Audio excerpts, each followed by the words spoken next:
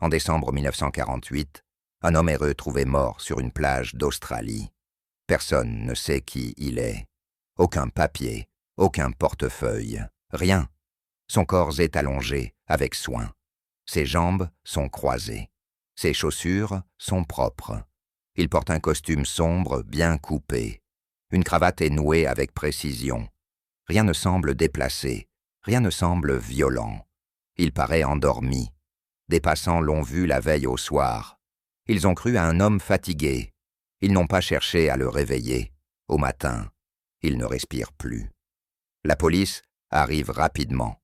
Les premiers constats sont simples. Aucune trace de lutte n'apparaît.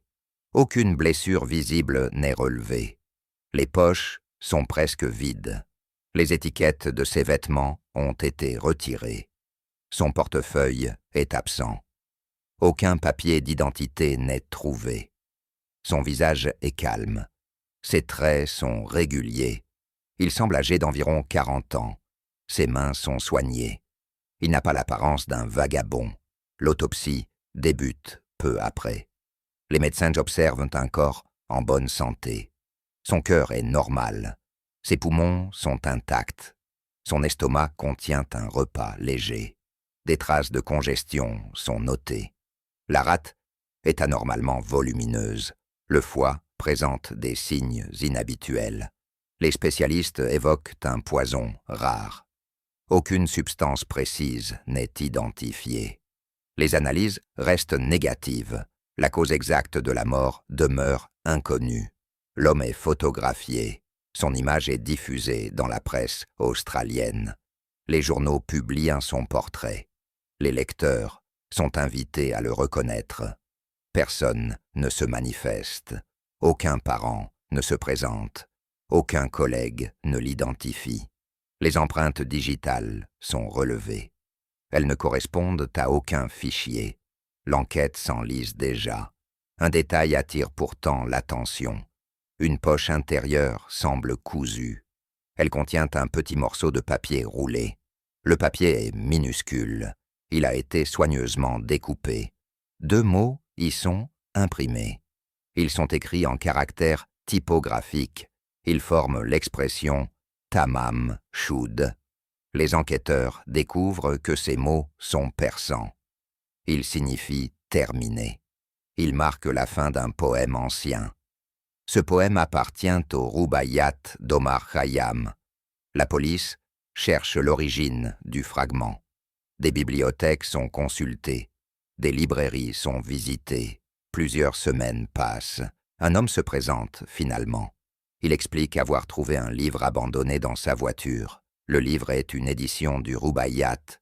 Il l'a découvert peu après la mort mystérieuse. Il l'a gardé par curiosité. Il remarque qu'une page est déchirée. La découpe correspond au fragment retrouvé. Les policiers examinent l'ouvrage. Au dos du livre figure une inscription au crayon. Elle ressemble à un code. Les lettres sont alignées en groupes irréguliers. Le message semble crypté. Aucune signification immédiate n'apparaît. Un numéro de téléphone est aussi noté. Ce numéro conduit à une infirmière d'Adélaïde. Elle habite à quelques centaines de mètres du lieu de découverte. Elle se nomme Jessica Thompson. Les enquêteurs la rencontrent. Elle paraît troublée. Elle affirme ne pas connaître le mort. Elle reconnaît pourtant le livre. Elle dit avoir offert un exemplaire similaire à un militaire des années plus tôt. Cet homme se nommait Alf Boxall. La police retrouve Boxall vivant. Il possède encore son livre intact. La piste s'effondre. Le mystère s'épaissit. Jessica Thompson semble cacher une émotion. Des témoins notent son trouble à la vue du masque mortuaire. Elle nie toute relation. Aucune preuve ne la relie au défunt. Le code inscrit dans le livre intrigue durablement. Des spécialistes tentent de le décrypter. Des linguistes sont consultés. Des cryptographes examinent les lettres. Aucune solution convaincante n'est trouvée. Le message résiste. Le fragment Tamam Shud prend une dimension symbolique. Il évoque une fin volontaire. Il suggère une conclusion choisie. Le suicide est envisagé. Aucun poison n'est toutefois détecté. L'hypothèse d'un agent secret circule. Le contexte international est tendu. La guerre froide débute. L'Australie coopère avec les puissances occidentales. Des bases militaires sont actives dans la région. Certains imaginent un espion étranger. L'absence d'identité renforce cette idée. Les vêtements de qualité laissent homme penser à un homme instruit. Les étiquettes retirées évoquent une dissimulation. Aucun pays ne réclame le corps, aucune ambassade ne signale une disparition correspondante. L'homme est enterré en 1949. Une simple pierre marque sa tombe. Elle porte la mention inconnue. Le dossier reste ouvert. Les années passent. Des journalistes relancent l'affaire. Des livres sont publiés. Des théories naissent. Certaines évoquent un amour secret. D'autres imaginent un règlement discret. La figure de Jessica Thompson demeure centrale. Son fils présente une particularité dentaire rare. Le mort possédait la même anomalie. Certains y voient un lien biologique. Aucune preuve formelle n'est établie. Jessica Thompson meurt sans révélation. Le code continue d'alimenter les spéculations. Des copies circulent dans les universités. Des étudiants tentent leur chance. Les combinaisons semblent infinies. Le texte pourrait être un simple aide-mémoire. Il pourrait aussi masquer un message précis. Le silence des archives pèse lourd. En 2009, un professeur d'Adélaïde demande l'exhumation du corps. Il souhaite effectuer une analyse génétique.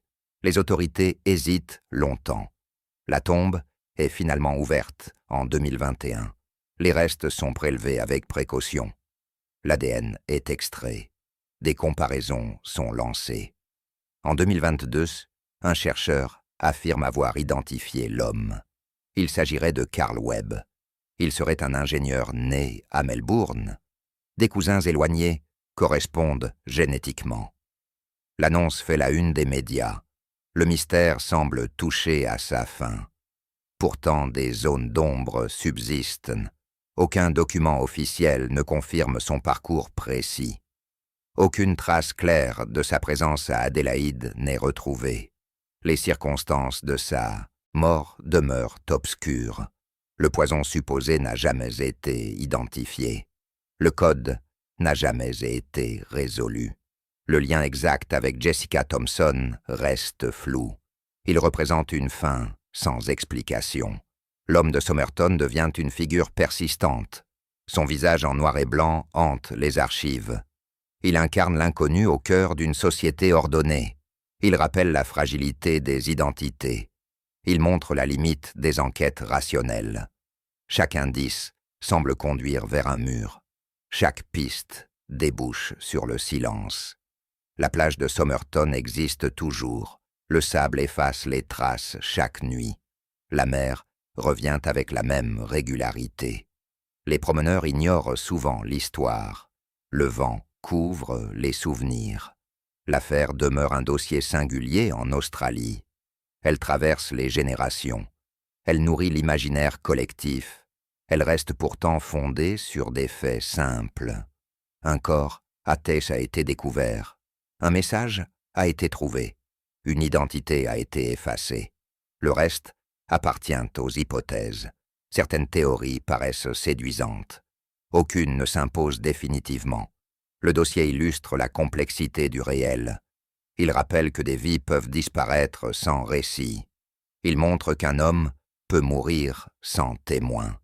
Il suggère que certains secrets se referment à jamais. La mention Tamam Shud demeure gravée dans les mémoires. Elle clôt le poème ancien. Elle clôt peut-être aussi une histoire intime. Elle laisse l'enquête inachevée. Elle marque une frontière invisible.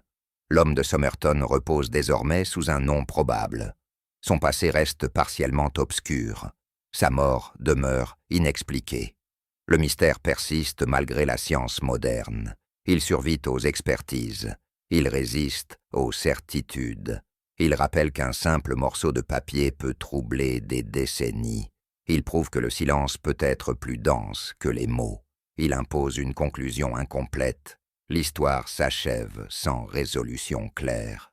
La vérité a disparu avec lui.